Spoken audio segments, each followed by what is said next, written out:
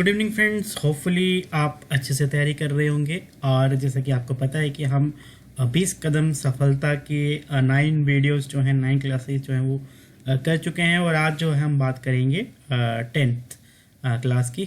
जी हाँ, जिसमें हम बात करेंगे चरक सूत्र 14 और 15 की।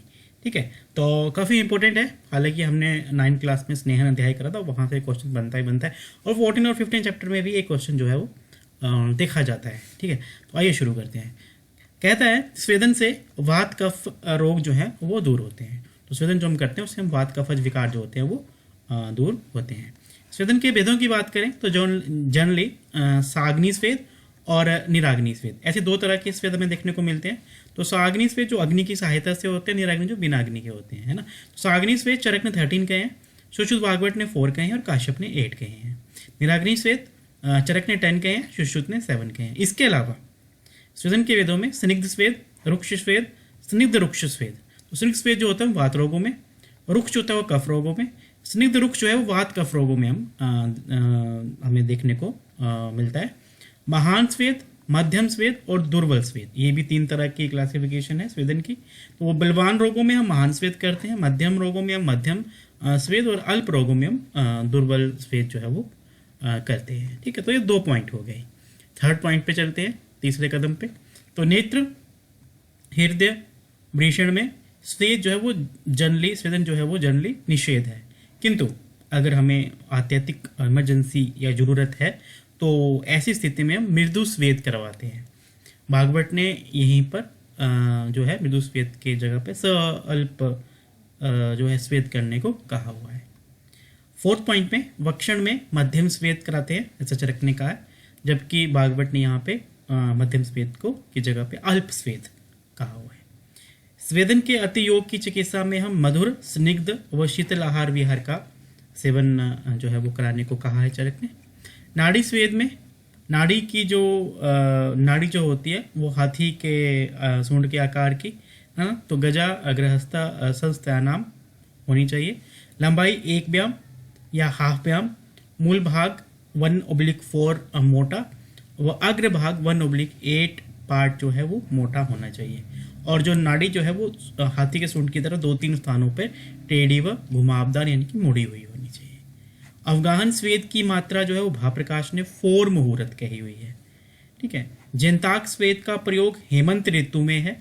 और जो गर्भगृह व गोलाकार, जो गर्भगृह वो गोलाकार हो और 16x16 अरत्नी का हो, वो जलाशय हो पास में, और जलाशय जो है वो दक्षिण पश्चिम के पश्चिम दिशा में 8 रत्नी की दूरी पर हो।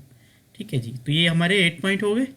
फिर 9 पॉइंट की अगर हम बात करें तो उपनाह स्वेद को चरक ने निराग्नि स्वेद कहा हुआ है, सुश्रुत ने साग्नि स्वेद कहा हुआ है, जबकि अष्टांग हृदय ने निराग्नि और साग्नि दोनों ही कहा हुआ है उपनाह स्वेद को। तो ये थोड़ा सा इंपॉर्टेंट है। जो उपनाह स्वेद को चरक ने सिर्फ निराग्नि कहा है, सुश्रुत ने साग्नि कहा है, भागवत ने निराग्नि, भागवत में अष्टांग हृदय में निराग्नि और साग्नि दोनों ही कहा हुआ है। ठीक है जी।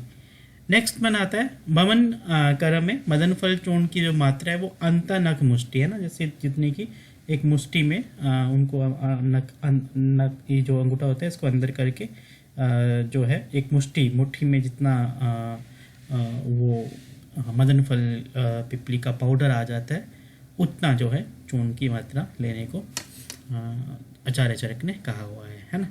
भवन द्रव्य 11 पॉइंट है। भवन द्रव्य पिलाने के 1 मुहूर्त काल तक हमें प्रतीक्षा करनी चाहिए। ठीक है जी, तो कितनी देर? 1 मुहूर्त।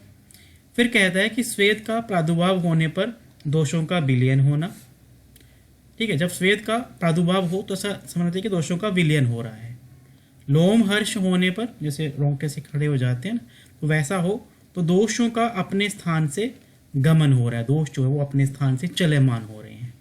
कुक्षी में आद्यमान होने पर दोषों का कुक्षी में पहुंचना, कुक्षी में आद्यमान हो रहा है तो दोष जो है वो कुक्षी में पहुंच रहे हैं।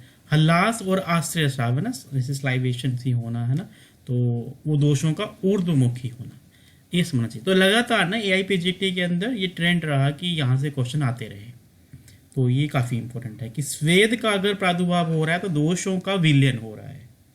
अगर लोमहर्ष हो रहा है तो दोषों का अपने स्थान से गमन हो रहा है। कुक्षी में आद्यमान होने पर दोष जो है वो कुक्षी में पहुंच रहे हैं। और हल्लास और हास्य श्रवण होने पर दोषों का ऊर्ध्वमुखी होना माना गया है आचार्य चरक के अकॉर्डिंगली 15 चैप्टर के अंदर। सम्यक वमन लक्षण में क्रमशः पहले कफ आना, फिर पित्त आना और फिर वायु का निकलना। वमन के पश्चात 1 मुहूर्त भर विश्राम करवाना चाहिए और फिर स्नेहिक, प्रायोगिक और विरेचनिक धूमपान का यूज़ करवाना चाहिए। तो ये इंपॉर्टेंट है, ये जो है जामनगर में क्वेश्चन पूछा गया 13-14 के आसपास। तो स्नेहिक, प्रायोगिक व विरेचनिक धूमपान का वमन के पश्चात में यूज़ जो है वो करना चाहिए। कितना टाइम वेट करने के बाद में? 1 मुहूर्त। और वमन द्रव्य पिलाने के बाद भी 1 मुहूर्त काल का जो है वेट करने को कहा गया। और भी आगे आएंगी बातें 1 मुहूर्त के बारे में, तो वहाँ पे बातें करेंगे। वमन के अति योग व अयोग में कितने उपद्रव होते हैं? तो वमन का अति योग हो जाएगा या अयोग हो जाएगा? उसके उपद्रव जो हैं वो चरक ने 10 कहे हैं। कितने कहे हैं? 10। चबसू मतलब भागवत, तो भागवत ने 12 कहे हैं और सुश्रुत ने 15 कहे हैं। तो 10, 12 और 15 एक सीक्वेंस में लाने के लिए भागवत को हमने पेज पे लिया है। तो चपसू करके 10, 12 और 15, ठीक है। तो याद रखना है 10, 12 और 15, 10, 12 और 15 वमन के अति योग अयोग में उपद्रव होते हैं, ठीक है जी। फिर आता है वमन के अति योग के क्या लक्षण है? तो फेनिल रक्त, चंद्रिको गमनम, है ना, चंद्रिको गमनम, ये वमन के अति योग। तो फेनिल रक्तम चंद्रिको गमनम ये वमन के अति योग के लक्षण हैं। त्रिविध कल्क जो है वो 1 अक्षमात्रा जल में लेना जो है वो विरेचक है, यानी कि विरेचन की विधि है। त्रिविध कल्प को 1 अक्षमात्रा जल में लेना जो है वो विरेचन विधि यहाँ पे कही गई है। मलापहम, रोगहरणम, वलवर्ण प्रसादनम। क्या है? मलापहम, रोगहरणम, वलवर्ण प्रसादनम, पित्वा संशोधनम, सम्यक आयुषा युज्यते चिरम। ये किसका लक्षण है? क्या है ये संशोधन का लाभ है। किसकी डेफिनेशन है? संशोधन का लाभ। मलापहम, रोगहरणम, बलवर्ण प्रसादनम, पित्वा संशोधनम, सम्यक आयुषा युज्यते चिरम। ठीक है जी, याद रखना है। आगे आता है संशोधन से पूर्व 11 बिंदुओं पर विचार करके ही संशोधन को आचार्य अग्निवेश ने कहा हुआ है कि 11 फैक्टर्स के ऊपर जो है वो अच्छी तरह से उनका एनालाइज करके फिर हमें शोधन विधि को करना है। वो कौन से हैं वो मैंने आपको लेवल 1, लेवल 2 और लेवल 3 में बताया हुआ है। ठीक है जी, आगे चलते हैं। लास्ट पॉइंट, ससर्जन कर्म में शुद्धि के आधार पर योजना होती है, जिसे हम ससर्जन कर्म कहते हैं। तो उसमें जितनी शुद्धि हो उसी के बेस पे जो है वो हम डिसाइड करते हैं कि क्या होना चाहिए, है ना। तो प्रधान शुद्धि हो तो 7 डेज तक ससर्जन कर्म चलता है और 12 अन्य काल रहते हैं। मध्यम शुद्धि में 5 डेज तक और 8 जो है वो यहाँ पे अन्य काल रहते हैं। हीन शुद्धि में 3 डेज तक होता है और 4 अन्य काल रहते हैं। तो क्रमशः हम पेया, बिलेपी, यूष, अकृतमास रस और कृतमास रस इनका जो है वो हम यूज करते हैं। ठीक है जी, तो ये ससर्जन कर्म के बारे में। और इस तरह से ये हमारे 20 पॉइंट्स हुए चैप्टर नंबर 14 और 15 के। होपफुली आपको ये वीडियो पसंद आई हो। अगर आपको ये वीडियो पसंद आई तो उसको लाइक करिएगा, शेयर करिएगा, और हाँ, अगर आपने हमारे चैनल को अभी तक सब्सक्राइब नहीं करा है तो उसे सब्सक्राइब कर लें, क्योंकि आने वाले टाइम में हम बहुत कुछ आपके लिए लाने वाले हैं जो कि आपको बहुत ही हेल्पफुल रहने वाला है। और ये बिल्कुल फ्री ऑफ कॉस्ट है। यहाँ मतलब बाकियों की तरह नहीं है कि सिर्फ एक ही मोटिव होता है, ऐसा नहीं है। ये आपके लिए हमेशा फ़ायदेमंद रहेगा। तो अगर आपको ये वीडियो पसंद आई है तो इसको लाइक करिए, शेयर करिए, और हाँ, कमेंट बॉक्स में जाके जो है हमारा हौसला ज़रूर बढ़ाइए, ताकि और ज़्यादा इम्प्रूवमेंट जो है हम वीडियो में ला पाएँ। दोस्तों, मिलते हैं अगली वीडियो में अगले स्टेप की ओर, अगले 20 पॉइंट्स की ओर। तो तब तक के लिए जय हिंद, जय आयुर्वेद।